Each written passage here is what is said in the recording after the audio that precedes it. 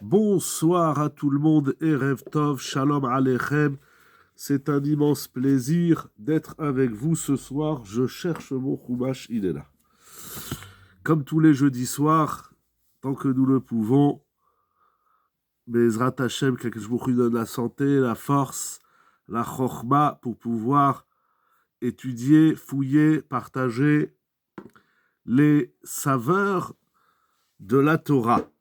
Mishenichnas Adar Marbim Besimcha. Alors, nous sommes au début, dans les 10 premiers jours du mois de Hadar. Il faut augmenter chaque jour et chaque jour, il faut augmenter la simcha. Une des façons dont on augmente la simcha, c'est l'étude de la Torah. Donc, nous allons dédier le shiur de ce soir pour la simcha de tout le monde et de tout le Ham Israël. Nous avons dans la paracha de cette semaine, parachat Tetzavé, la Torah nous décrit la fabrication des habits que devaient porter les Kohanim.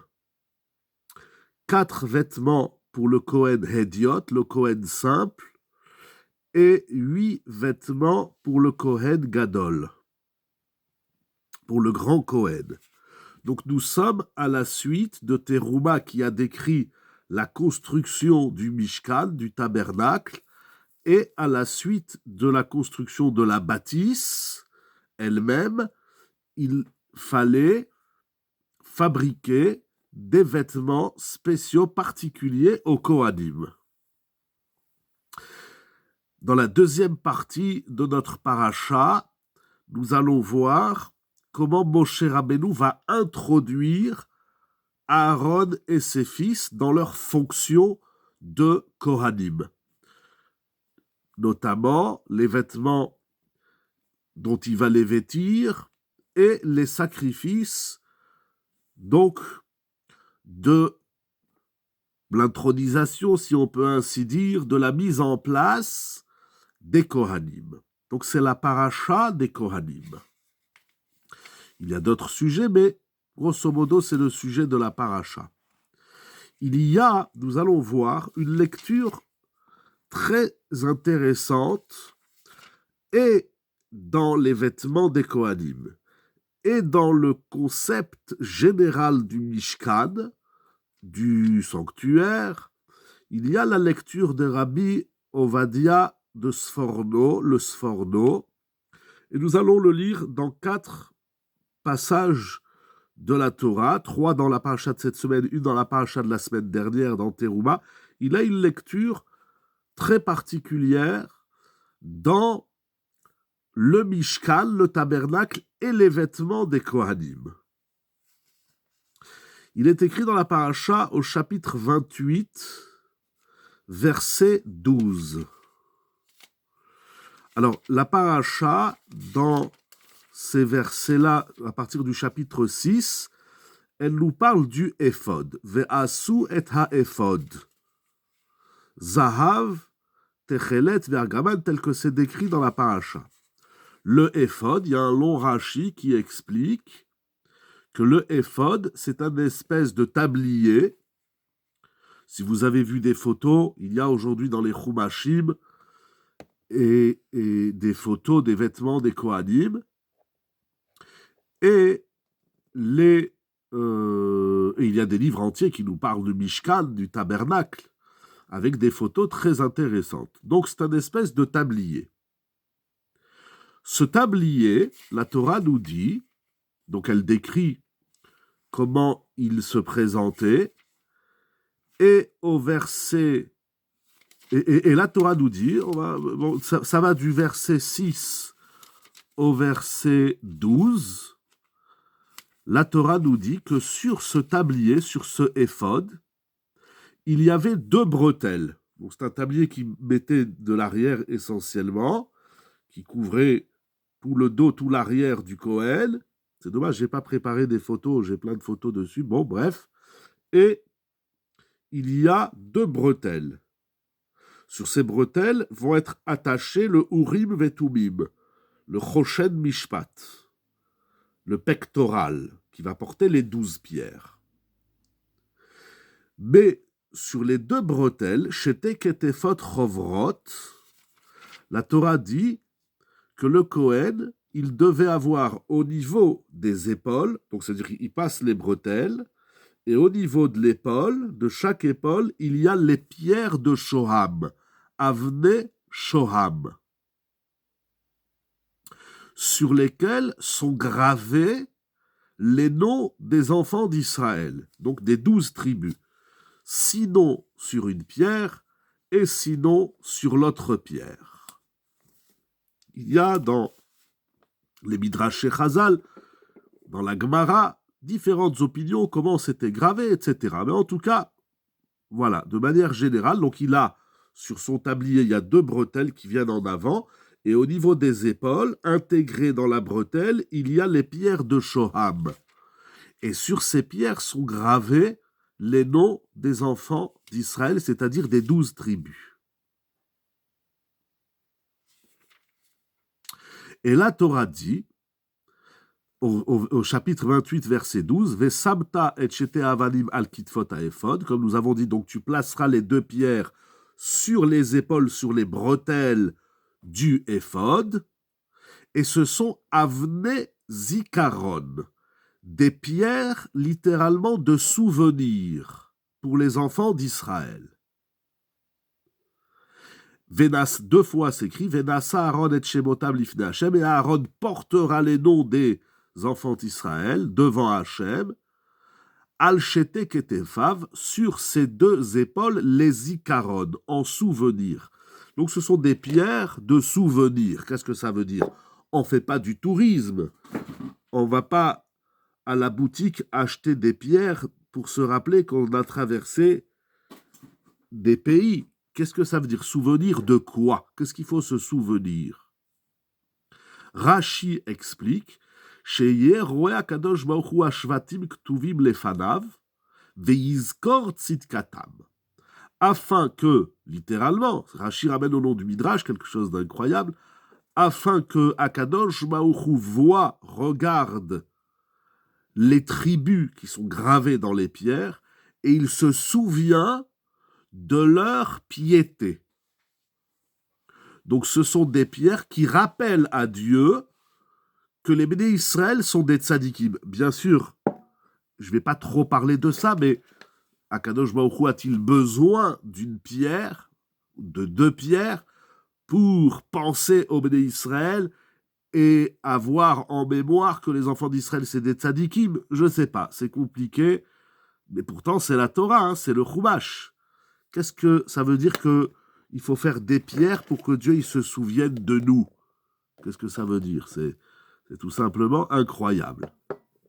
Le Sforno dit la chose suivante, « Ve'al shete al shte ktefav lezikaron, le'asig rachamim al Israël bizchutam. » Par ces 2 pierres de Shoham, je voudrais d'abord, avant de dire le Sforno, je voudrais faire une petite introduction générale. Aujourd'hui, depuis la destruction du Beth Amikdash, nous avons quelque peu du mal à comprendre le sens de tout ce culte du tabernacle. On n'a pas aujourd'hui les éléments nécessaires pour bénéficier de leur effet. On n'a pas le Kohen avec les vêtements. C'est ce que nous disons dans les Tfilot, Ve'ashev ha'avoda lidvir betecha. Nous avons dans la Hamida, nous prions pour que Akadosh Baruch Hu rétablisse le service dans le Beth Amikdash, la avoda dans le Beth Amikdash. Nous sommes loin de cette vision de la Torah.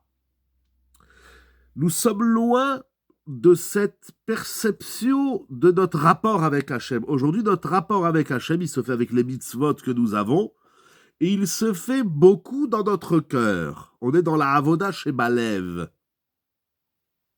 C'est bien, c'est important, Mais, si vous voulez, en d'autres termes, personnellement, j'ai du mal à lire toutes ces parachiotes du tabernacle, qui a toute son importance. Par la suite, donc, le Mishkan, le Beth Amikdash et tout le service. Encore une fois, nous prions tous les jours. Dans la Hamida, nous demandons à Kadosh Baruch Hu de rétablir le service. Nous prions dans les prières de Rosh Chodesh, de Shabbat et des fêtes, où nous demandons à Kadosh Baruch Hu.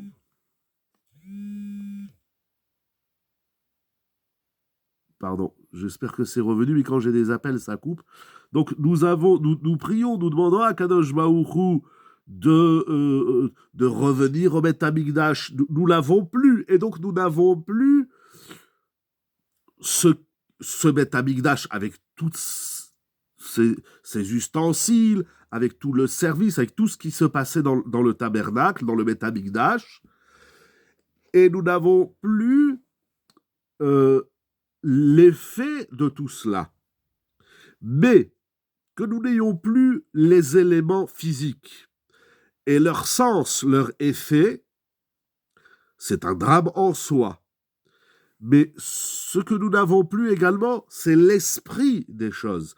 Ça veut dire, lorsque la Torah nous dit que le Kohen porte des pierres pour que Dieu se rappelle des enfants d'Israël, c'est quelque chose qui nous paraît lointain. On a du mal avec ça. On n'a pas... il y a des livres très intéressants qui font... Il y a un livre de Rav Hirsch très intéressant sur le Beth Amikdash et tout ce qu'il représente. Bien sûr, il y a des textes dans la Gemara, dans la Mishnah, dans les Midrashim, etc.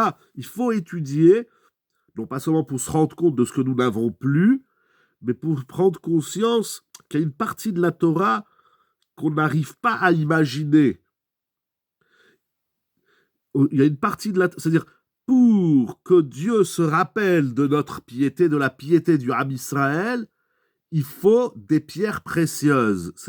Pour nous, les pierres précieuses, c'est un bijou, c'est pour orner, etc. Mais c'est un ornement. Mais de trouver une avoda, de comprendre que dans ces éléments, il y a une avoda, un travail, un service, c'est-à-dire donc un rapport avec Hachem. Nous, quand on voit une pierre précieuse, tout de suite on pense à un bijou, à une bijouterie, à des bijoux que notamment les femmes portent. Ici, le Kohen, il porte des bijoux, des pierres précieuses. Ça veut dire qu'il y a une avoda, un travail, une avodat Hachem, comme on va la semaine prochaine lire la Megillat Esther, c'est pourri, il y a toute une avoda. Une avoda, parce que je suis clair, c'est tout un travail. On ne fait pas des mitzvot. C'est pas la Torah, c'est pas un dogme. La Torah, c'est pas une religion. Moi, quand on me traite de religieux, c'est la pire insulte qu'on peut me faire. C'est pas une religion, la Torah. Ce sont des comportements, des exercices qui nous rapprochent d'Hachem, où on va découvrir Dieu dans le monde, où on va peut-être mieux le comprendre, le découvrir, l'apprécier, etc.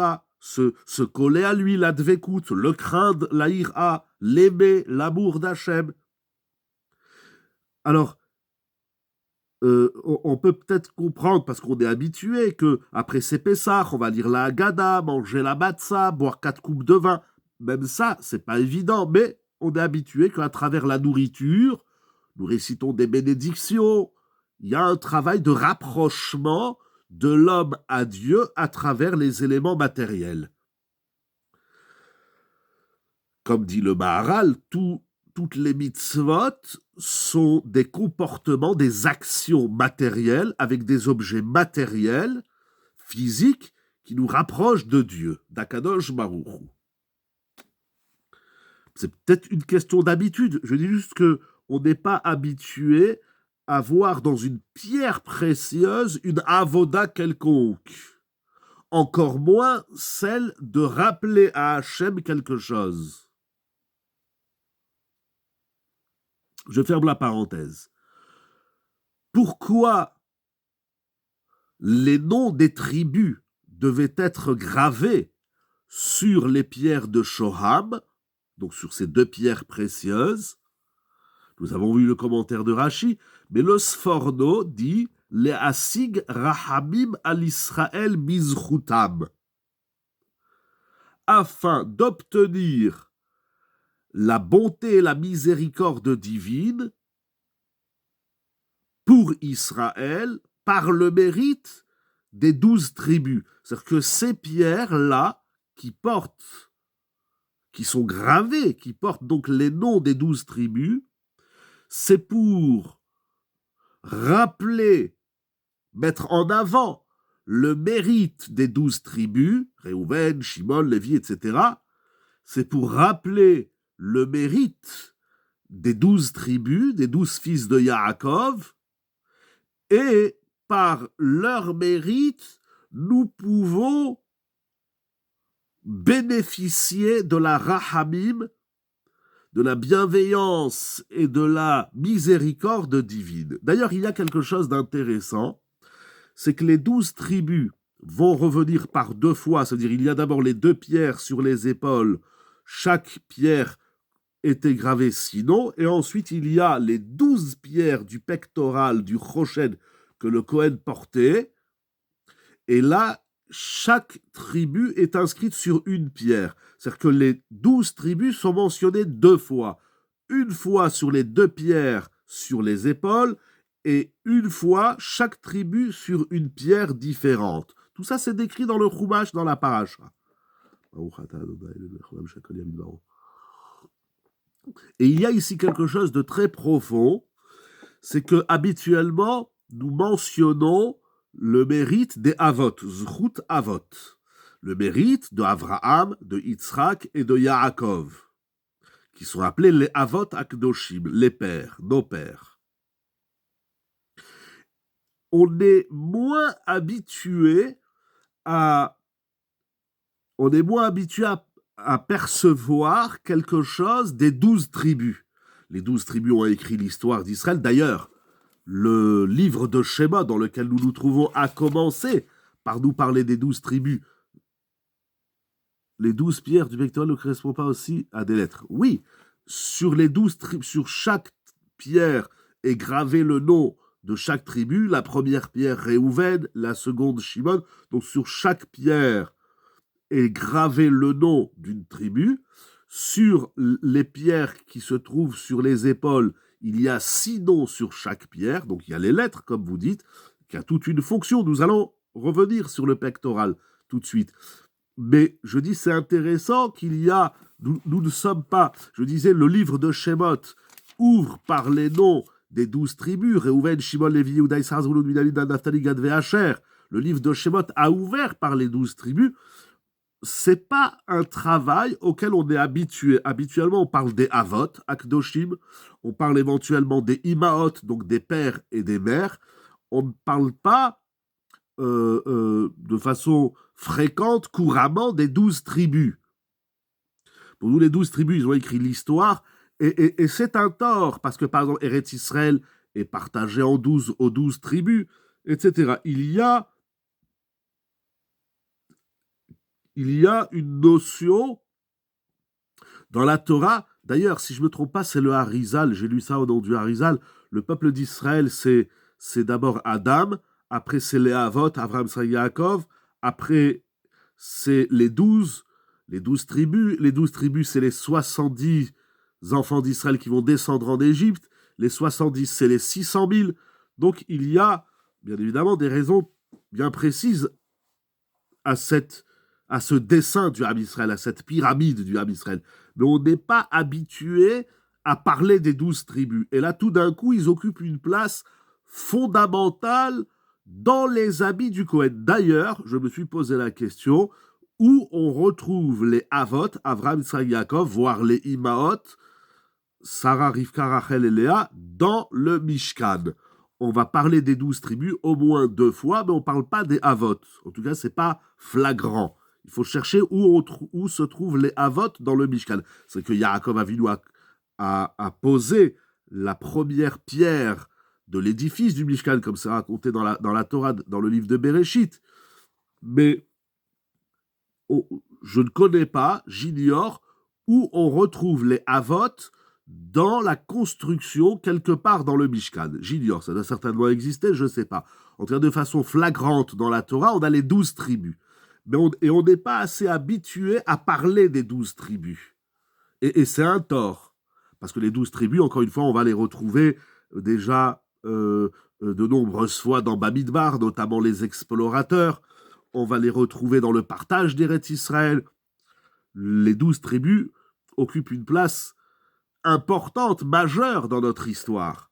Et il faut l'étudier. Et je ne l'ai pas assez étudié pour vous dire quelque chose dessus, mais en tout cas, ça veut dire ici, pour rappeler le mérite d'Israël et pour déclencher, bénéficier de la rahamim, de la miséricorde divine, on passe à travers les 12 tribus.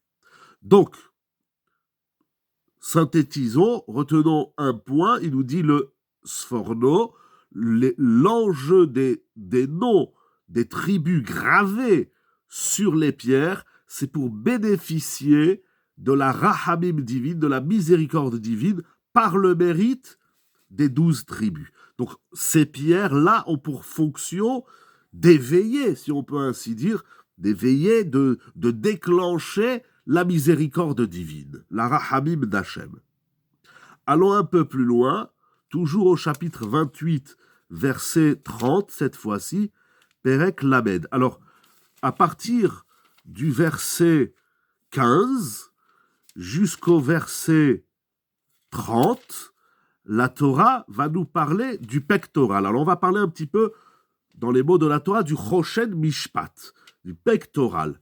Donc, c'est un tissu qui était brodé d'une certaine façon, tout ça c'est décrit dans la paracha, sur lesquels on devait fixer les 12 pierres. Et là aussi, et donc tout ça c'est décrit, tout ça c'est les psukim, c'est clair dans la Torah, et sur chaque pierre, là aussi sont gravés les noms des enfants d'Israël, comme c'est écrit au verset 29, « Venasa Aaron et Shemot ben Israël, bechoshen hamishpat al libo » Il devait porter les noms des enfants d'Israël sur le Choshen Mishpat qu'il portait sur son cœur. Donc Aaron porte 2 fois les noms des enfants d'Israël, une fois sur ses épaules, comme nous avons vu jusqu'à maintenant, et la deuxième fois sur son cœur, donc sur les épaules et le cœur. Sur le cœur, on est plus habitué à parler du cœur, les épaules moins, mais passons au Choshen. Et au verset 30, voilà comment la Torah conclut la fabrication du Choshen. Venatata el Choshen hamishpat. Voilà. Et tu mettras sur le Choshen Mishpat et Aourim et Atumim, ve'ayu alev Aaron. Et donc il le portait sur son cœur lorsqu'il venait devant Hachem. Et là il est écrit Venasa Aaron et Mishpat. Pardon. J'ai sauté un verset. Pardon, je reviens au 29. Venasa Aaron et Shemot ben Israël. Aaron. Pardon, ça coupe une petite seconde.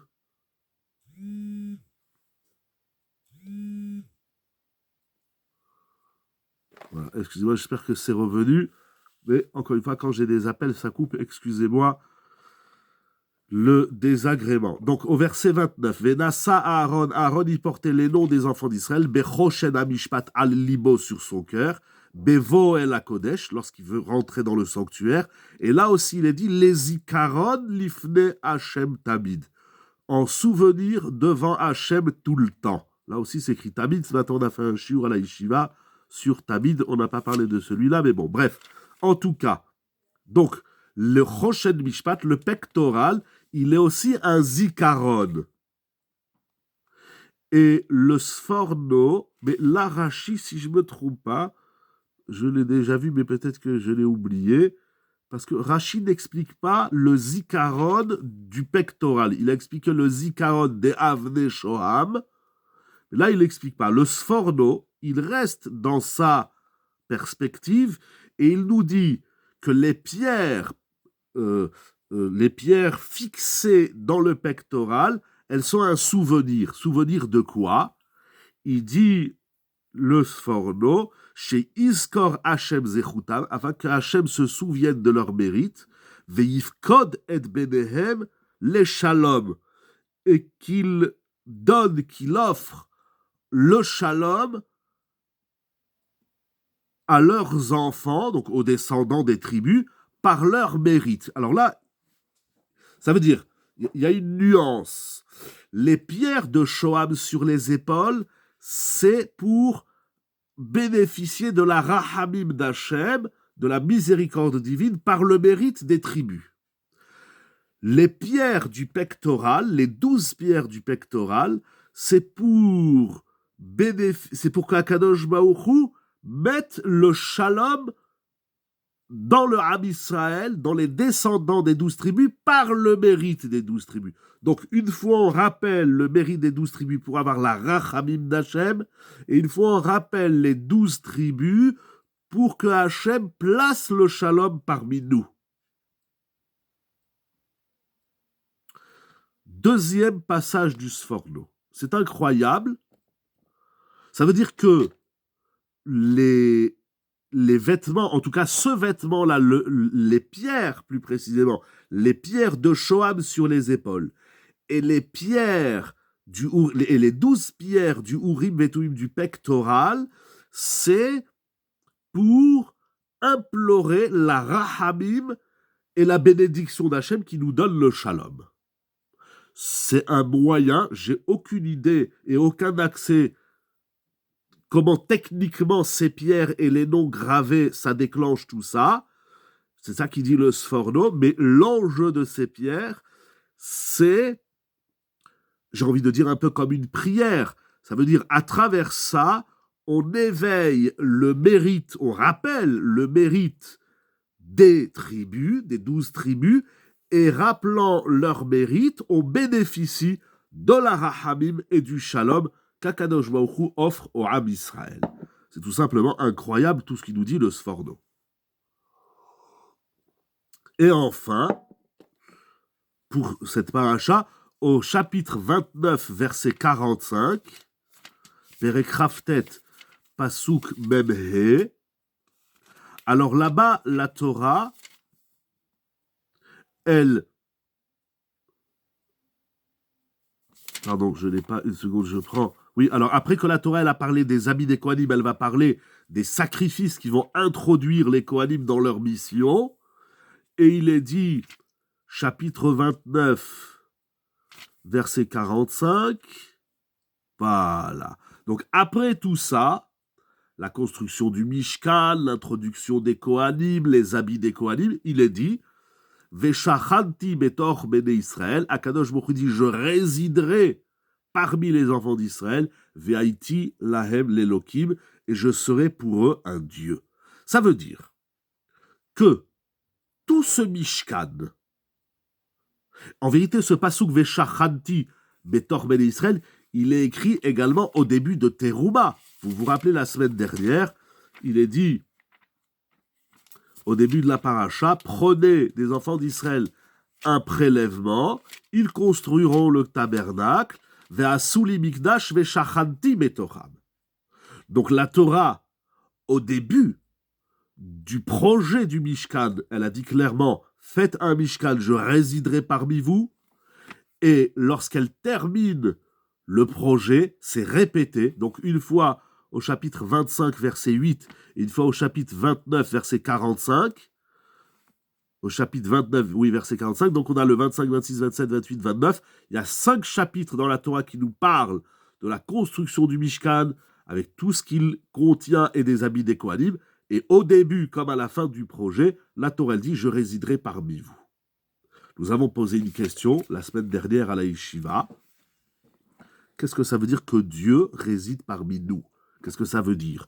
Cette notion de Shrina, de la présence divine, qu'on retrouve dans plusieurs occasions et dans plusieurs textes midrashiques, talmudiques.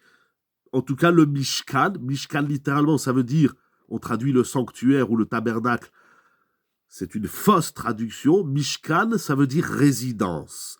Mishkan, c'est un lieu de résidence de Dieu. Qu'est-ce que ça veut dire? Qu'est-ce que ça veut dire? Akadosh Baruch Hu nous dit, faites le Mishkan, je résiderai parmi vous. Qu'est-ce que ça veut dire que Dieu y réside parmi nous? Ça veut dire quoi? Ça se traduit comment? C'est quoi la Shrina? C'est quoi? C'est en l'air. C'est quoi la Shrina? Ça se traduit comment? Dans les faits, dans le réel, comme on aime dire, dans la réalité de la vie et du monde. C'est quoi la Shrina?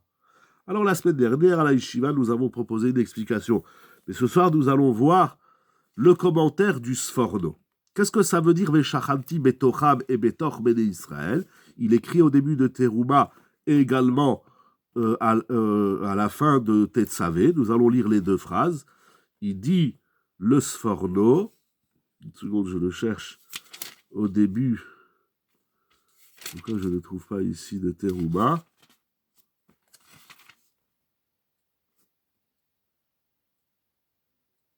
Voilà. Donc, dans Teruma, c'est chapitre 25, verset 9, il dit le Sforno, Atem kedesh eshkon betochachem. Voilà, vous allez faire tout ça afin que je réside parmi vous. C'est-à-dire quoi? Les daber imecha, afin que Hachem puisse parler à Moshe, ou les kabel tfilat va'avodat Israël, afin de recevoir, d'accueillir la prière, les prières d'Israël et leur service. C'est-à-dire que le Mishkan, il a pour enjeu une double fonction. Ces doubles fonctions sont liées. Double fonction. Pour qu'Akadosh Baruch Hu accueille notre service envers lui, nous servons Dieu. Alors il faut un lieu. À travers ce lieu, Akadosh Baruch Hu, cette bâtisse, Akadosh Baruch Hu, il va accueillir notre service. Mais également, ou les kabel tfilat Israël. Et dans Tetzavé, il dit les kabel avodatam beratson velishmoa et tefilatam. Écoutez leurs prières. Pour qu'Akadosh Baruch Hu écoute nos prières, il nous faut un lieu, il nous faut un monument, il nous faut des pierres précieuses. Qu'est-ce que ça veut dire, ça? Qu'est-ce que ça veut dire? Quelle est la différence? Vous connaissez les blagues? Il y avait un juif, un arabe, un chrétien, ou un français, un américain, un israélien. Vous connaissez ces blagues. Mais ces blagues, elles sont fondamentales, non pas dans leur contenu, mais de bien comprendre quelle est la différence, quelle est la particularité d'Israël qu'il n'y a peut-être pas chez les autres. La particularité du Ham Israël, tout le monde prie. Les goïms aussi y prient. Certains y prient à Kadosh Baruch Hu, d'autres y prient à la Avodah Zara, à l'idolâtrie, à des cultes étrangers. Mais la prière, la tfila, le concept prière, c'est un concept que tous les humains, juifs ou non juifs, croyants ou non croyants, idolâtres ou athées, prient. C'est-à-dire que, comme si, spontanément, naturellement, l'homme a besoin de parler à une conscience suprême. Nos sages nous enseignent que même les animaux prononcent des versets. C'est allégorique, bien évidemment. On n'a jamais entendu un chien, un chat, une grenouille ou autre dire des psukim. Il y a le chant de la nature. Il y a le besoin naturel, ou la nécessité, ou le ressenti naturel, de parler à une conscience suprême. Nous, on appelle Akadosh Baruch Hu, bien évidemment. Mais la Torah, la tfila exige une construction extérieure et intérieure. Alors voilà, très bien. La tfila, c'est avoda shebalev, nous dit le Talmud, Masechet Ta'anit. Donc il y a un travail de l'intérieur. Mais ce qui est incroyable dans le judaïsme, dans la Torah, plus précisément, c'est que la tfila nécessite une structure, comme vous dites, extérieure. Dans les mots d'aujourd'hui, c'est le Bet HaKnesset, la synagogue, le Bet HaMidrash, la yeshiva.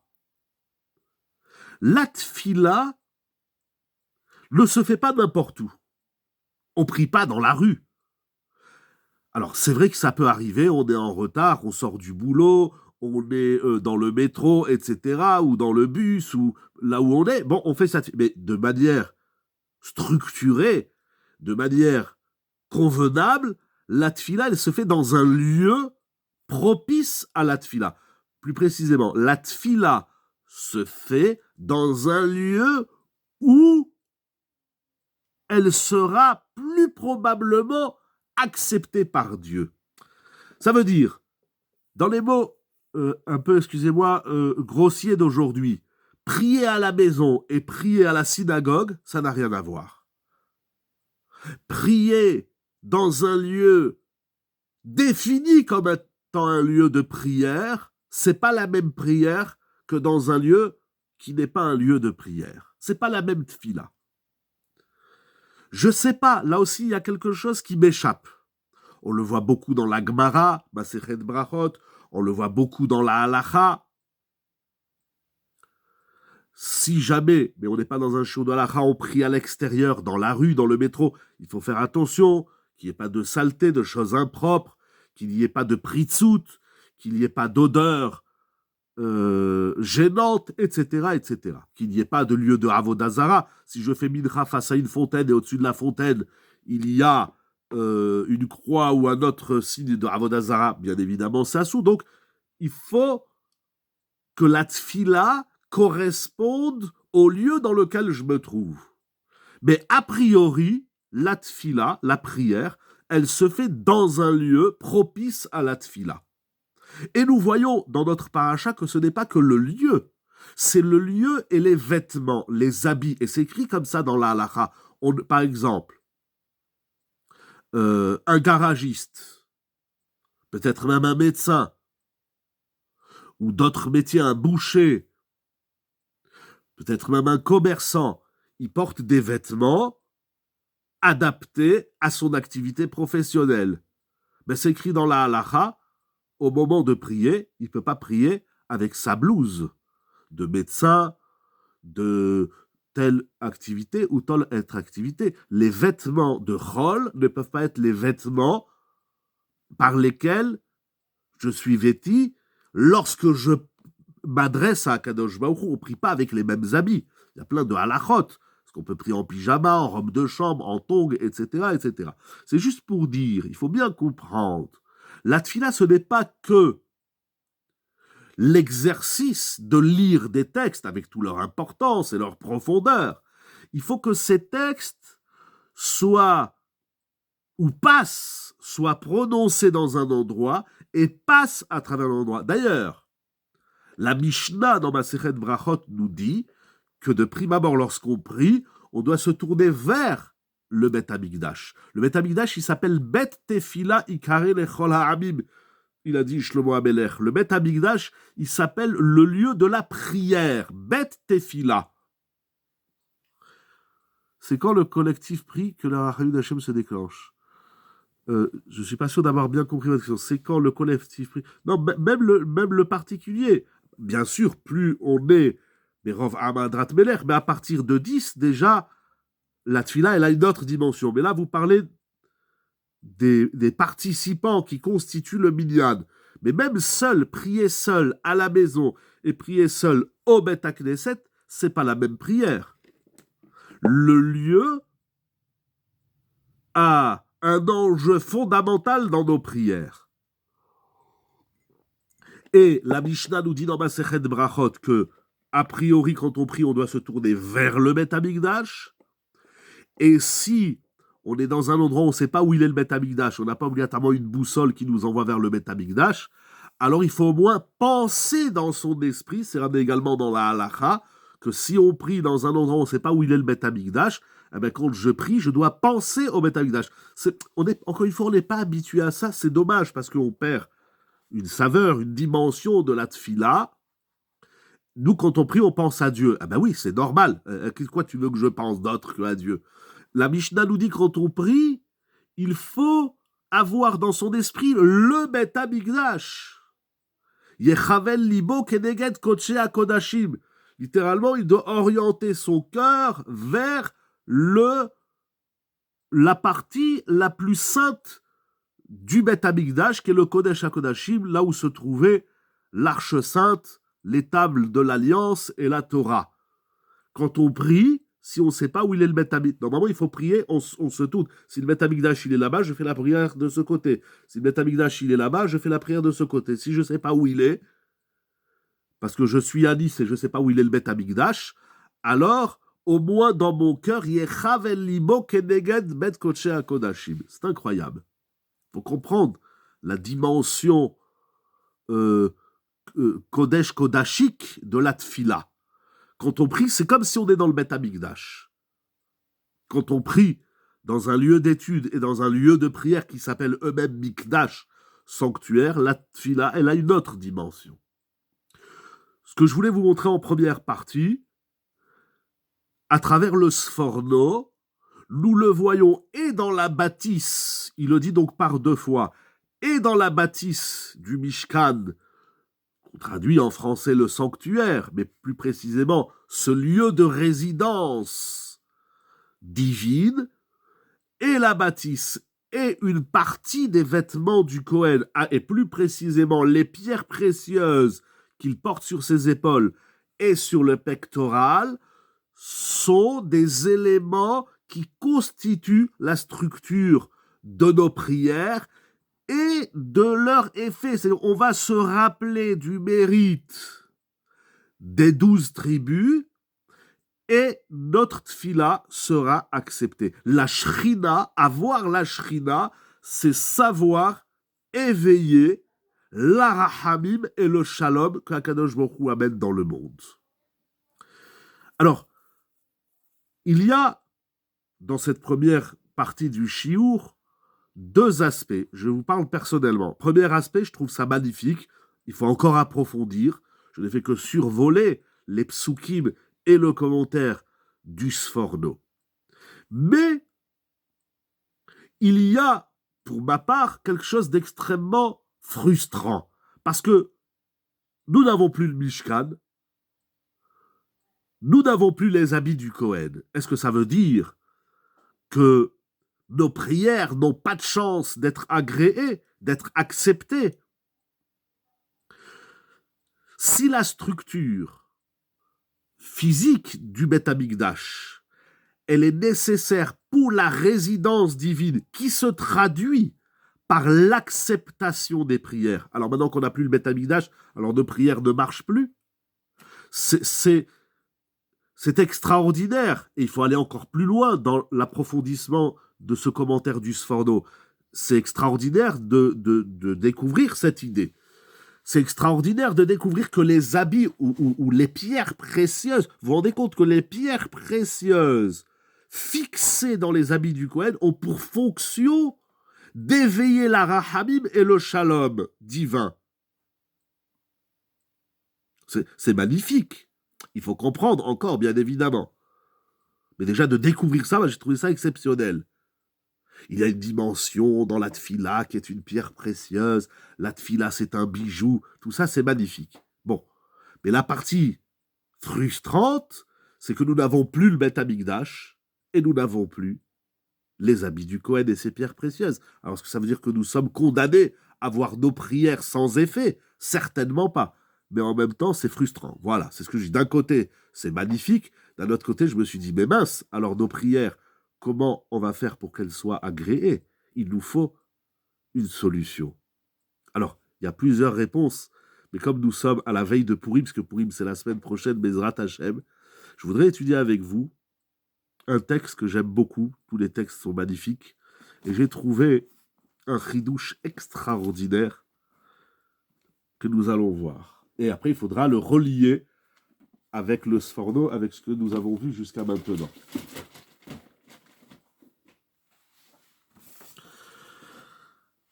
Dans la Megillat Esther, parlons un peu de Purim. Pour l'instant, laissons le Mishkan et les habits du Kohen, nous y reviendrons. Dans la Megillat Esther, alors, la Megillah va nous parler, si je l'ai sous les yeux, je vais lire avec vous quelques versets. La Megillah va nous parler de plusieurs personnages. Bon, je ne l'ai pas sous les yeux. Alors, on va le faire de tête. On va essayer de le faire de tête. Et puis, voilà que la Megillat Esther, elle va nous parler... Attendez, si je l'ai là, sinon c'est pas grave, on fait de tête. Ouais, mais bon, ici, ça va être compliqué. Bon, on va le faire de tête. On va essayer. Bezrat Hashem. Bisrout le Tzibour et les 12 tribus. La Megillat Esther, elle va nous parler de Esther, Achashverosh, Aman, Vashti, Miktat Vateresh, Zeresh, Charbona, et bien sûr, elle va nous parler de Mordechai à Yehudi. Lorsque la Megillah nous parle de Mordechai, elle dit Mordechai, ben Yair, ben Shim'i, ben Kish. Elle nous parle de Mordechai comme étant le fils de Yair, fils de Shim'i, fils de Kish. Donc Mordechai, ben Yair, ben Shim'i, ben Kish. Pourquoi c'est pas fréquent que la Torah, le Tanakh, lorsque dans le Tanakh nous parlons d'un personnage, c'est pas fréquent qu'on remonte jusqu'à 4 générations. C'est vrai que c'est écrit dans les Meraglim ou d'autres fois, mais chez Korach, mais c'est pas quelque chose de fréquent. On parle d'une personne, on lui dit il est le fils d'eux. On dit pas il est le fils d'eux, petit-fils d'eux et arrière-petit-fils d'eux. La Gemara a plusieurs questions autour de ce verset. Et la Gemara, au traité Megillah, va commenter ces 4 noms, Yair, Shim'i et Kish. Pourquoi Mordechai, on l'appelle, fils de Yair, fils de Shim'i et fils de Kish. Et la Gemara explique qu'en vérité, ces 4 noms, Mordechai, qui a aussi un sens. Mordechai, c'est pas Mardoché. Mardoché, ça veut rien dire. Mordechai, ça a un sens que la Gemara nous dit. Nous n'allons pas parler de ce nom ce soir. Mais en vérité, Yair, fils de Yair, fils de Shimi et fils de Kish, la Gemara, au traité Megillah d'Af Yudbet Amoudbet, nous dit que ce ne sont pas des noms de personnages. Ce sont des adjectifs de Mordechai lui-même. C'est-à-dire que Mordechai lui-même, il s'appelait Mordechai, Yair, Shim'i et Kish. Il a 4 noms. Quel est le sens de ces 4 noms? La Gemara nous dit Ben Yair, Ben Sheheir Enehem Shel Israël Bitfilato. Yair, ça vient de Or, la lumière. Mordechai, il a éclairé les yeux d'Israël par sa prière. Qu'est-ce que ça veut dire? Quand on prie, Mordechai, quand il priait, il éclairait les yeux d'Israël. Qu'est-ce que ça veut dire? Avançons. Shim'i, ça vient de Shema, Shim'i, écoute. Sheshama el tfilato. Hachem, Dieu a écouté la prière de Mordechai. Incroyable. Troisièmement, Kish, chez Ikish al-Sha'are Rahamim. Les Hakish, c'est-à-dire il a toqué, il a frappé, il a toqué sur les portes de la miséricorde. Veniftechulo, et elles lui ont été ouvertes. Donc, par sa tfila, par sa prière, Mordechai a éclairé les yeux d'Israël. Dieu a écouté sa tfila et il a tapé à la porte de la Rahamim et les portes de la miséricorde lui ont été ouvertes. C'est l'enseignement de la Gemara au traité Megillah. Le Shem Mishmuel, Rab Shmuel de Sochotchov, il pose une question surpuissante. Il dit, je ne comprends pas. Ok, cette explication talmudique, elle est sublime. Mais Mordechai, qui porte le nom, dit comme ça paraît simple. Voilà. Mais ce qui est simple est profond. C'est simplement profond ou profondément simple. Mais il dit le Shem Mishmuel, je ne comprends pas quelque chose. Si ces 3 noms, Yair, Shim'i et Kish, sont pour rappeler que Mordechai excellait dans la prière et que sa prière a de l'effet, il fallait dire dans l'ordre, d'abord Kish, il a frappé à la porte divine. Deuxièmement, Dieu a écouté sa prière. Troisièmement, il a éclairé Israël par sa prière. Pourquoi c'est écrit à l'envers? Il a éclairé les yeux d'Israël, Dieu lui a répondu à sa prière, et il a su par sa prière ouvrir les portes. N'est-ce pas un désordre chronologique? dans les mots Velichora aseder meupach. L'ordre est inversé, parce que d'abord on frappe à la porte, ensuite Dieu écoute, et ensuite il a éclairé Israël. Or ici on nous dit il a éclairé Israël, Dieu lui a répondu, et seulement à la fin on nous dit il a ouvert les portes. Il a frappé à la porte. Hein, vous comprenez la question. C'est une question très puissante. Il fallait dire Mordechai, Ben Kish, Ben Shimei, Ben Yair. Pourquoi on nous dit d'abord pourquoi la Gemara, telle qu'elle explique le Passouk, pourquoi on nous dit d'abord la finalité, ou l'effet, c'est il a éclairé, comment Dieu il a écouté, comment parce qu'il a ouvert la porte. Eh bien, dis-moi à l'endroit. Il a ouvert la porte, Dieu a écouté sa prière, et il a éclairé Israël. Plutôt que de commencer par la fin et de revenir au début. Commence par le début et écrit l'histoire dans l'ordre. Pourquoi il faut la dire à l'envers? C'est la Kushia, la question que soulève le Shem Mishmuel dans Purim Tav Resh Ayin Aleph. Et il dit quelque chose d'exceptionnel. Je le dis directement dans mes mots tels que je l'ai compris. Reprenons. Il s'appelait Ben Yair parce qu'il a éclairé les yeux d'Israël. C'est-à-dire quoi qu'il a éclairé les yeux d'Israël?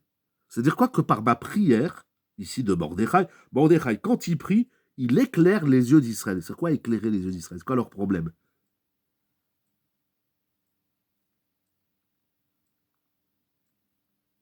Ce n'est qu'après qu'il a éclairé leurs yeux que Hachem il a écouté cette fille-là et qu'il a ouvert les portes de la Rachamim. Non, c'est pas écrit dans le désordre. L'ordre de la tfila, c'est que d'abord on éclaire les yeux. Comme le matin on se réveille, on ouvre les yeux et on fait une prière sur l'ouverture des yeux. Pokeach ivrim. Abavir chevle shena. Est-ce que tu as ouvert les yeux? Qu'est-ce que ça veut dire ouvrir les yeux? Il dit le Shem Mishmuel,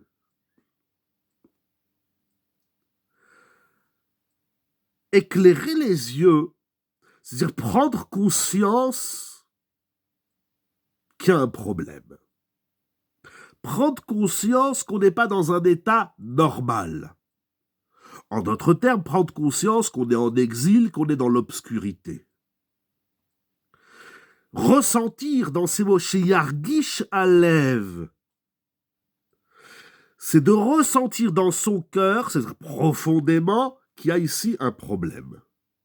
Tant que l'homme, il n'est pas conscient, c'est pas seulement un problème, Akadosh Baruch Hu, il me faut de l'argent pour finir le mois, Akadosh Baruch Hu, il me faut de la santé pour être en bonne santé, Akadosh Baruch Hu, donne-moi la bracha pour les enfants, ce n'est pas qu'un problème purement physique. Il y a des problèmes chez l'être humain, des obstacles, des échecs profonds. Mais tant que l'homme n'est pas conscient de l'obstacle, de l'échec, de ce qui ne va pas, il ne peut pas prier. Pourquoi?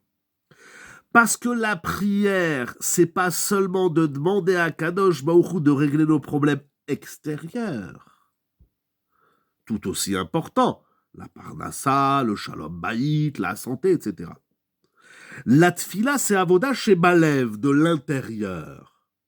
C'est-à-dire qu'avec la tfila, on doit prendre conscience des problèmes existentiels, réels. Tant que les enfants d'Israël n'avaient pas les yeux éclairés, ils ne comprenaient même pas le problème dans lequel ils étaient. Tout d'un coup, il y a un fou qui s'appelle Aman qui veut les tuer. Il dit, mais pourquoi, c'est quoi le problème? Quoi, t'as pas compris le problème? Mais tant que tu comprends pas le problème que tu traverses, tu peux pas avoir la Yeshua, tu peux pas être libéré du problème. Quelqu'un qui est dans le problème, quel qu'il soit, il dit à Kadosh Baruch Hu, sauve-moi. Akadosh Baruch Hu dit, je te sauverai seulement si tu as saisi le problème du problème. Si tu as saisi en quoi c'est un problème existentiel. De dire, il y a un mal qui va nous tuer, nous exterminer, alors nous prions. Non, ça ne marche pas comme ça, il dit le Shem Mishmuel. C'est pas j'ai un problème, je prie. C'est d'abord j'ai un problème. D'abord je prie pour ressentir le problème, pour ressentir ce qui ne va pas, pour comprendre. Mais donc le Shmoneh Esrei est en fait un miroir, tout à fait, exactement. Le Shmoneh Esrei, c'est mettre des mots, c'est-à-dire d'extérioriser le problème enfoui. Et tant qu'on n'a pas ressenti le problème, vous avez dit qu'il ne fallait pas taper sur la grenouille pour la multiplier. Mais je ne suis pas en train de dire qu'il faut taper sur une grenouille. Je ne dis pas qu'il faut taper. C'est très juste. Ne pas taper sur la grenouille, pour dire très vite, ça veut dire que j'ai un problème, je m'acharne dessus. Plus on s'acharne sur le problème, plus on amplifie, on accroît le problème. Non. Ici, le Shem Mishmoel, il dit, tu as un problème. Il y a quelque chose qui ne va pas dans ta vie, quel que soit le niveau. Tu t'arrêtes. Et tu essaies de comprendre, de ressentir. Et seulement après, tu peux prier. Pourquoi? Parce qu'il dit, Ukshebargi Shalev, I atralat a Yeshua. La délivrance commence lorsque tu auras saisi le problème. Comprendre le problème, c'est déjà le début de la délivrance. Pourquoi ça que je vis aujourd'hui, c'est un problème? D'abord, j'ai envie de rajouter une idée bien connue, c'est que quand on réfléchit, pas besoin de réfléchir de façon philosophique et profonde, mais tout simplement, tiens, qu'est-ce qui m'arrive? Qu'est-ce qui ne va pas dans ma vie? Les Chachamim appellent ça, dans ma Sechet Brachot, Yepashpesh Memaasav, Yemashmesh Memaasav. Mais quand on réfléchit, ne serait-ce qu'un tout petit peu, comme il dit le Messilat Yeshaim, avec un peu de hitbonenut, avec un peu de réflexion, de simatlev, comme dira Volbe également, on va se rendre compte d'abord que nombre de problèmes que nous pensons être des problèmes, ce ne sont pas des problèmes. Ce sont des réalités, mais ce n'est pas un problème, ce n'est pas un obstacle, ce n'est pas un échec. C'est, là je rejoins la grenouille que vous avez rappelée, bien souvent l'homme, soit il se crée des problèmes, soit c'est parce que tu donnes au problème une consistance qu'il est un problème. Mais quand tu commences un peu à réfléchir, tu dis, mais c'est pas un problème. Il y a des gens qui arrivent, qui réussissent, alors qu'ils ont le même problème que moi. Donc le problème n'est pas un problème. Pour avancer, pour évoluer, pour réussir, etc. Bien sûr, chacun il a sa singularité, mais c'est pas un problème absolu, puisqu'il y en a qui ont le même problème et ils y arrivent. Donc c'est pas un frein. Donc il faut trouver pourquoi l'autre il arrive alors que lui et moi on a le même problème, pourquoi lui il arrive, moi j'arrive pas. Ah, donc c'est pas le problème A qui est le frein, puisque l'autre il a le même problème A que toi et il réussit. Donc il faut que tu trouves, il faut que tu ressentes. Et Irenehem shel Israël mitfilato, ça veut dire il aura demandé par sa tfila. Je prie, je dis Hachem, la première prière, c'est Hachem, aide-moi à saisir, à ressentir, c'est quoi le problème que j'appelle ce soir existentiel? Où il est le problème? Qu'est-ce qui ne va pas dans ma vie? Ou qu'est-ce qui ne va pas dans telle activité, dans telle relation, etc. Permets-moi de saisir. On prie pour comprendre nos problèmes. Les enfants d'Israël, ils étaient betim bechachechut vetim tuval. Ils comprenaient même pas. Ça, tout d'un coup, Aman, il arrive, il dit, je vais vous exterminer. Ils disent, ah bon, qu'est-ce qui se passe? C'est bizarre. Mais ils n'ont même pas compris le problème. Là, tout d'un coup, il y a, on dirait aujourd'hui, un antisémite, un barbare, il veut tuer tout le monde. Ça, lui, il a un vrai problème. Aman, il est complètement fou, bien évidemment. Il y en a plein comme lui sur Terre, malheureusement encore. Mais moi, en tant qu'Israël, je vis une situation. Je dis, qu'est-ce qui m'arrive là? Hachem, permets-moi de comprendre, comme il a dit David Ameler, Hadricheni ba'amitecha. Guide-moi dans ta vérité. Il a dit à Kadosh Baruch Hu, il a dit à Dieu. Je prie Hachem, aide-moi de saisir qu'est-ce qui ne va pas. À partir du moment où tu as saisi ce qui ne va pas, tu es déjà dans le début, le commencement du processus de Yeshua, de libération. Sortir de l'obscurité et du Timtum Alev. Exactement. À partir du moment où on comprend le problème, où on comprend déjà qu'il y a un problème, les gens ils comprennent même pas quel est le problème. Ils disent, je comprends pas, là, tout d'un coup ma femme elle est partie. Quoi, tu comprends pas? Non, je comprends pas. Ben, réfléchis, tu vas trouver. Pourquoi ça marche pas? Pourquoi ici j'arrive pas? Le chinour, etc. Quel que soit le cercle là où il y a un problème. C'est- Les gens ne comprennent même pas, ils disent, je comprends pas, le monde entier il est fou, moi je suis normal. Quand t'as pas compris que c'est un problème, d'abord il faut admettre qu'on a des failles, des lacunes, c'est pas grave. C'est le début de la Yeshua. La Yeshua, la délivrance, elle commence quand tu as saisi qu'il y a quelque chose qui ne va pas. Et donc, mais ça c'est aussi une fila Hachem, je prie pour que tu m'aides à comprendre qu'il y a quelque chose qui ne va pas. Et que tu me permettes de comprendre qu'est-ce qui ne va pas et comment ça ne va pas. Ensuite, alors Akadosh Baruch Hu, il va commencer à entendre. C'est-à-dire, il y a une sensibilité profonde de notre propre être. On prie, mais on est complètement en décalage de nous-mêmes. Le début de la tfila, c'est de recadrer, vous avez bien dit tout à l'heure, monsieur Meyer, on est le miroir de soi-même. Ça veut dire ça veut dire saisir qu'il y a ici quelque chose qui est en décalage. Je suis en décalage avec moi-même. Je prie pour recadrer mon être profond, intime, existentiel, etc. À partir de ce moment-là, on va être dans une dimension de retour, de tchouva. C'est-à-dire, si le problème il est là, donc je dois le corriger là. Pourtant, nos formules concernent le Baruch, pas nous-mêmes. Oui, mais Ravolbé, il écrit ça déjà. J'essaie de me rappeler comment il le formule. La tfila, c'est pas. Oui, non, je vous laisserai, oui, j'ai bien compris. La tfila, c'est pas juste. On n'est pas là. On fait pas nos courses dans la tfila. On n'est pas en train de lire une liste et de dire que il me faut ça, ça, ça, ça et ça. Merci, bye, shalom à l'Israël. C'est pas ça la tfila. La tfila, c'est une prise de conscience de soi. Où je me situe dans la vie à travers les Havot, première bénédiction, Magan Avraham, Birkat Avot, la bénédiction des pères. J'ai un rapport, moi, avec les pères. Quel rapport j'ai? Est-ce que j'ai un rapport de père et fille? J'aime pas tellement le terme patriarche, parce que Av, c'est pas un patriarche, c'est un père. Les Avot, c'est pas des patriarches, c'est des pères. Avraham, c'est mon père. On va le dire dans la Haggadah, Mitahila, Ovde Avodazara, You, avotez-nous. Les Avot, Akdoshim. Quel rapport t'as avec ton père? Ici, Avraham, Yitzhak, Yaakov. Ensuite, Mechayem Ametim. Mais quel rapport j'ai avec la vie et la mort et la résurrection et tout ce qui est écrit dans la bracha? Je fais très vite juste un petit rappel, petite synthèse. Ensuite, l'Akdusha, Atakadosh. Baruch Ata Hashem, Akel Akadosh. Mais quel rapport j'ai avec la Gdusha? On ne sait même pas ce qu'est la Gdusha. Et après avec le Da'at, et après avec la Parnassa, la Tchouva, la Géoula, on demande à Dieu la Géoula. On demande à Dieu le retour du service au sanctuaire. On va très vite dans ces brachot. Parce que, qu'est-ce qui me manque? Ben rien. Pourquoi il faut d'abord comprendre la difficulté? Moshe Rabbeinu n'avait pas compris.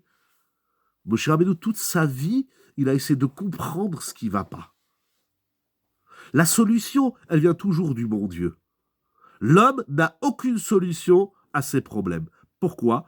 Parce que je parle d'une épreuve qui vient de Dieu, d'un problème que Hachem il nous a envoyé, un problème que l'homme il s'est envoyé tout seul. Si avec le marteau il s'est enfoncé le clou dans le doigt, il a un problème. Il ne sait pas utiliser un marteau, il n'avait qu'à bien lire le mode d'emploi, la notice. Mais Akadosh Baruch Hu, il m'envoie un problème. Le problème, il n'est pas là pour que je lui demande une réparation. Sinon, il n'a pas besoin d'envoyer ni le problème, ni le remède. Je crois qu'il veut qu'on comprenne qu'on a un problème, parce qu'il nous a mis ce problème, qu'est-ce qu'on doit comprendre à travers le problème, et qu'est-ce qu'on doit comprendre qu'il n'y a qu'un Kadosh Baruch qui peut nous sortir du problème. C'est tout un travail. La tfila, c'est l'expression, mais en vérité, je le dis dans mes mots, mais je crois que c'est comme ça chez tout le monde. Quand vous priez, vous dites à Kadosh Baruch Hu, donne-moi la santé. Donc, c'est-à-dire, j'ai un problème de santé, donne-moi la santé. À Kadosh Baruch Hu, donne-moi la parnassa. Donc, j'ai un problème d'argent, donne-moi de l'argent. À Kadosh Baruch Hu, donne-moi la Géoula. Donc, j'ai un problème qui s'appelle l'exil, et amène-moi la Géoula, la rédemption, etc. Comme ça, toute la tfila. Donc, la tfila, c'est exprimer nos problèmes, mais pas dans le sens déprimant. C'est-à-dire, oh là là, alors je suis bourré, j'ai 19 problèmes, parce qu'il y a 19 bénédictions. Non, c'est pas des problèmes dans le sens, c'est peut-être pas le mot juste et noble qu'il fallait dire ce soir, mais c'est-à-dire, il y a ici, il y a un bug, il y a un décalage. Et on demande à Kadosh Baruch Hu de recaler les choses. Mais pour que ça se recale, il faut que tu comprennes que c'est décalé. Tant que tu comprends pas que tu as un problème, tu risques pas un angle, on peut dire.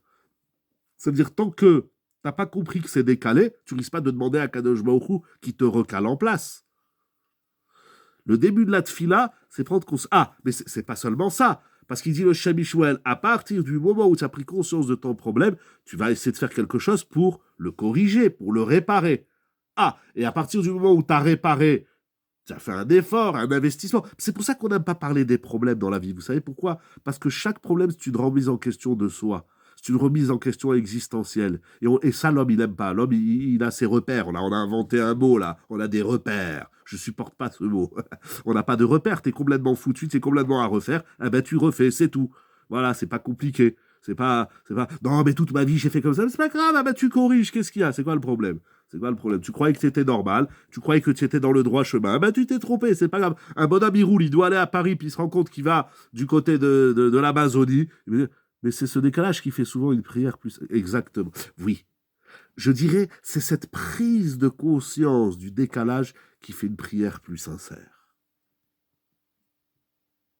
Et donc, d'abord, il a éclairé Israël par ses prières. Ensuite, les bénis d'Israël, ils ont... Alors, Akadosh Baruch Hu, il a écouté les prières. C'est-à-dire qu'à travers ma prière, je peux réveiller, je peux sortir l'autre de l'obscurité. Et ça, c'est encore plus fort, ce qu'il dit le Shem Mishmuel. C'est pas seulement que je prie pour qu'Hachem me sorte de l'obscurité. C'est pour qu'Akadosh Baruch Hu, je prie pour qu'Akadosh Baruch Hu, il sorte l'autre. L'autre, il comprend même pas. Des fois, l'autre, il dit, mais t'as un problème dans la vie. Tu vois pas que tu te trompes? Non, il n'y a pas de problème, moi, tout va bien. Akadosh Baruch Hu, éclaire-lui les yeux, ouvre-lui le cœur pour qu'il comprenne qu'il n'est pas dans le bon chemin, qu'il est complètement en train de se louper. On peut prier pour que Hachem, il amène la lumière à l'autre et qu'il sorte l'autre de l'obscurité. C'est extraordinaire.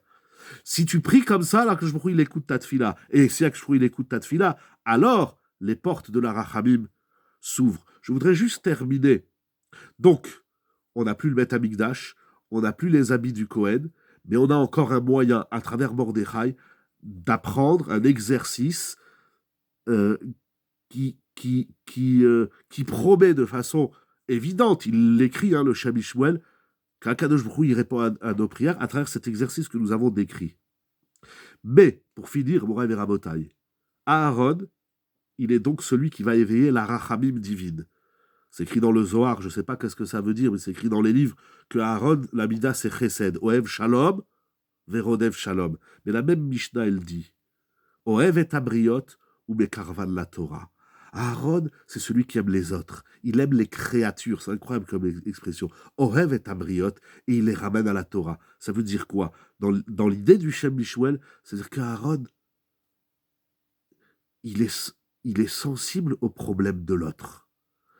Et puisqu'il est sensible au problème de l'autre, alors il va prier, il va rappeler les 12 tribus. Mais Aaron, c'est celui qui sait, qui nous apprend comment on éveille la Rachamim. On éveille la Rachamim divine et le Shalom divin à travers cet exercice d'essayer de démontrer avec beaucoup de tact, beaucoup de Shalom, non pas avec des critiques, avec des engueulades, avec des insultes. Tu vois pas que tu te trompes, tu fais n'importe quoi. Non. Ohev Shalom. Verodev Shalom. Alors, Ohev et Abriot. Et seulement après, au Mekarvan la Torah, si quand tu rappelles à l'autre qu'il a un problème dans la vie, tu essayes de le sensibiliser à son propre problème, tu fais pas ça par amour, alors tu n'y arriveras pas.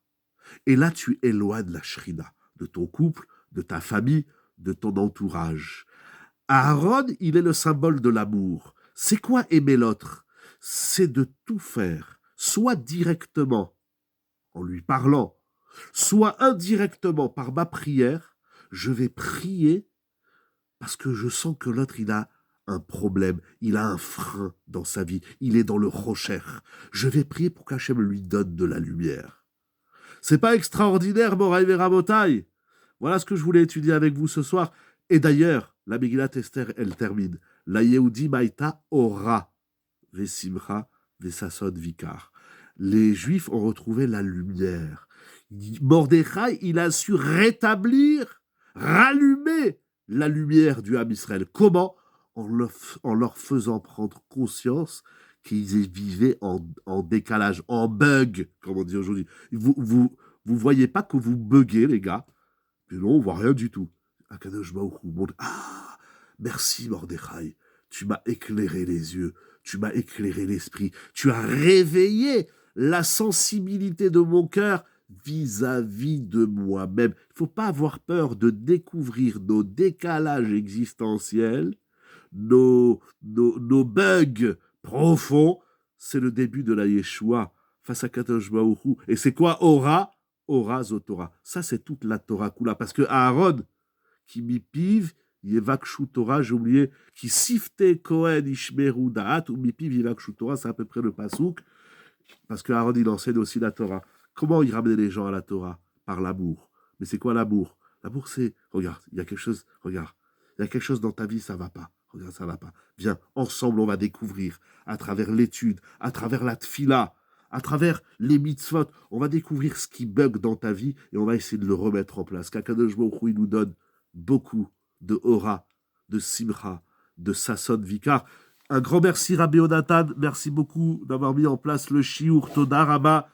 Un grand merci Madame Bokhara. Voilà, j'espère que on a appris des chidushim. Alors oui, bien sûr, il y a encore beaucoup à réfléchir, à approfondir, mais donc les amis du Kohen, le Mishkan tout entier, la Shrina, c'est l'acceptation de nos prières, et l'acceptation de nos prières, c'est Mordechai qui nous enseigne encore une leçon fantastique, un exercice fantastique dans la Tfila, prendre conscience ou amener l'autre à prendre conscience de son décalage existentiel, et alors les prières sont écoutées, et c'est ainsi, par l'amour de l'autre, Ohev et Tamriot, ou Mekarvan la Torah, qu'on bénéficie de la Rahamim et du Shalom. Amen, l'Adour Chol Israël. Shabbat Shalom ou Mevorach. Je vous dis et vous souhaite un bon Shabbat. J'y arrive tout de suite. Un bon Shabbat, j'y arrive. Un bon Shabbat. Et un excellent Purim, la Yehudim, Aïta, Ora, Vesimcha, Vesasadikar. Un grand merci à vous tous aussi, très chers amis, d'être parmi nous, d'être toujours aussi nombreux parmi nous pour étudier la Torah. Merci que vous êtes là, parce que s'il y a personne, moi je ne peux pas, j'ai personne avec qui étudier. Vous m'éclairez, je vous remercie du fond du cœur. Et Yeshiva Zoom, Sage Online, pour la gloire d'Akadosh Baruch Hu, des cascades de bénédictions avec le sourire. Shabbat Shalom et Purim Sameach. Kol Tuv. Kol Tuv.